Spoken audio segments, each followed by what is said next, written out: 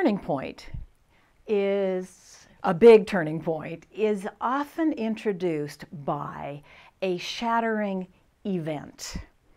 And why shattering? Well, the importance of what is about to take place needs a big boost of energy. This is introducing a revolution. Things are going to change. What needs to be shattered are the old patterns, the old way of thinking, the old way of doing, the old way of being, because they do not support the person to which you are, in which you are changing and evolving. So we have shattering events and we have revolution. Revolutions are rarely peaceful, and there's a lot of things that accompany them. In fact, they affect every part of our life. For example, in terms of one's spirituality, as we are evolving now, we are going to have to give up those things which don't work.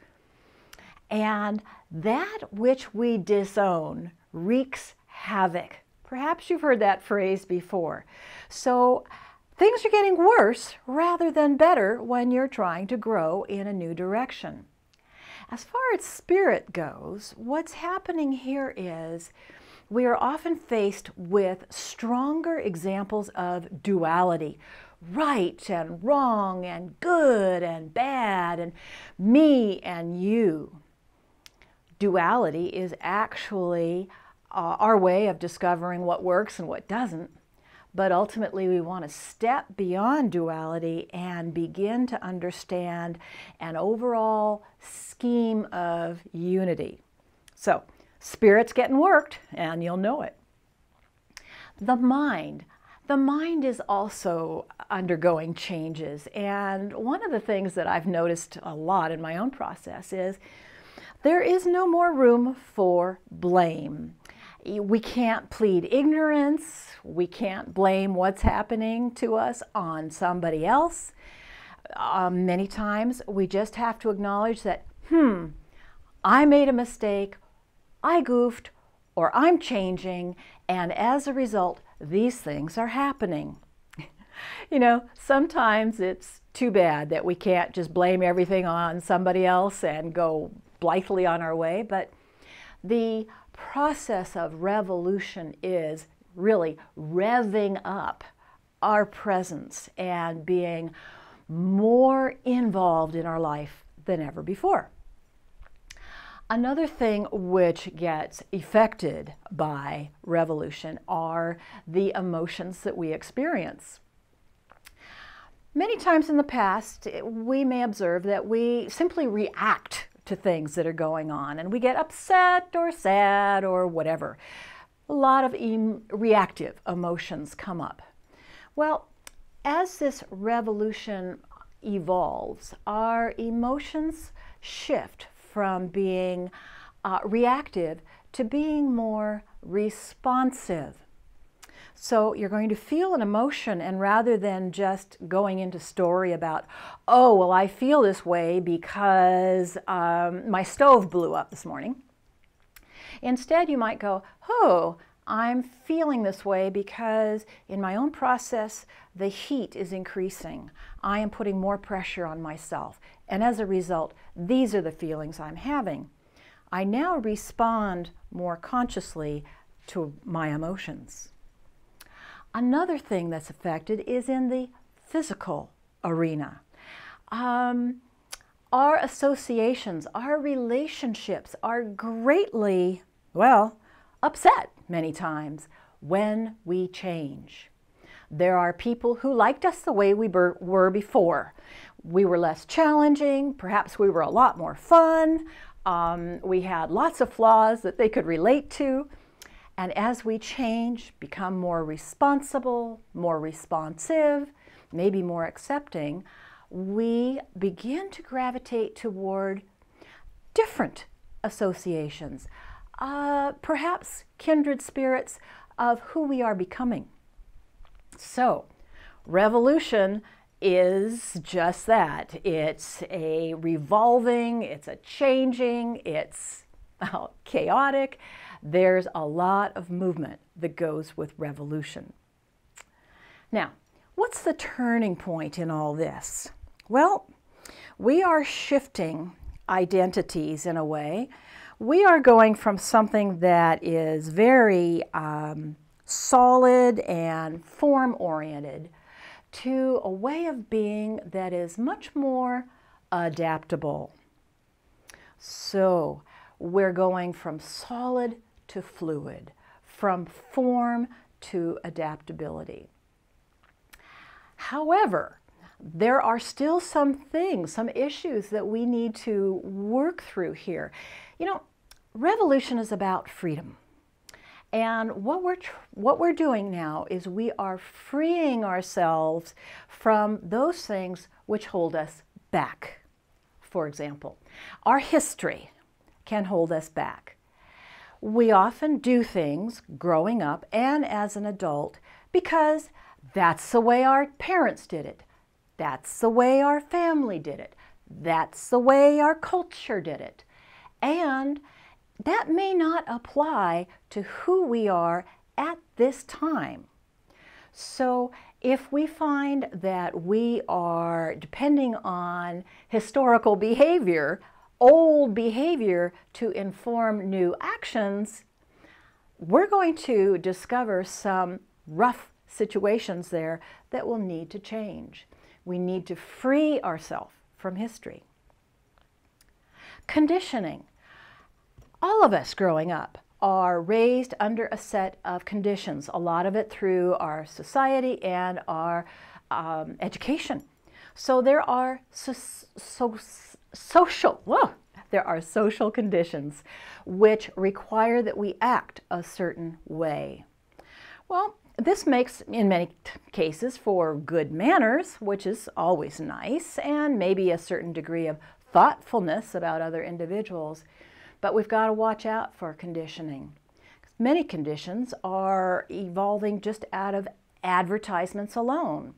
You have to look a certain way, or wear a certain thing, or eat or drink certain things, because that is what we're conditioned to believe is correct. That's another limitation. We need to free ourselves to do what is really appropriate for ourselves. So there's a condition that needs to be examined. Fear is another piece that we need to look at and to release. Many of us do our actions based on scarcity. We are afraid that if we don't do everything just right, we might lose our partner or lose our job. If we're involved in a creative endeavor or something that we want to sell or share, often there's the fear of the competition, too many other people out there marketing the same thing. These fears, based on scarcity, have a limiting effect on us. And as we are in our process of revolution and evolution into a greater being, fear does not have a place in this process. And another piece that is so typical is we tend to hold on to what's familiar. You know, it's so much easier to live with that which you know. You know that it's not good, but at least you're familiar with it and you can deal with it. We're so conditioned again to wanting to stay with what's familiar rather than saying, okay, I'm going to try something new. I am going to see where I can go and perhaps discover a new way of being and living that may be unfamiliar, but oh so effective. Revolution. Revolution is very trying. And once you have made the transition and you step into a new way of being, there are still wakes, waves, aftershocks of the revolution itself. And that keeps coming up. It keeps coming up into your mind, into your experience, in your face. To help you with, let's say, the negative backlash, the thoughts, the fears, the negativity that crop up from time to time, I would like to share with you a technique that I have found very helpful in dispelling those thoughts which trouble us. One of the biggest burdens we carry when we're dealing with a turning point is a negative state of mind. And sometimes those thoughts just seem uncontrollable. But there is a tool that you can use to gather those thoughts and send them away. Think about something that's really bothering you, a negative story that's plaguing you at the moment. And literally, in this visualization, I'd like you to use your hands because it gives it a physical quality. Gather up that negative story or that fear that's really bothersome right now. And imagine that you could fling it with gusto up to the sun. The hand gesture is indeed an important part of the process. The sun takes that energy and burns it up, purifies it, transforms the negative energy into something neutral. Then you can specify how you would like that energy to come back to you. Perhaps you want energy that is healing or inspiring or simply brings you peace of mind. So you can, again, with the gesture, accept this new energy that's pure and bring it back into yourself.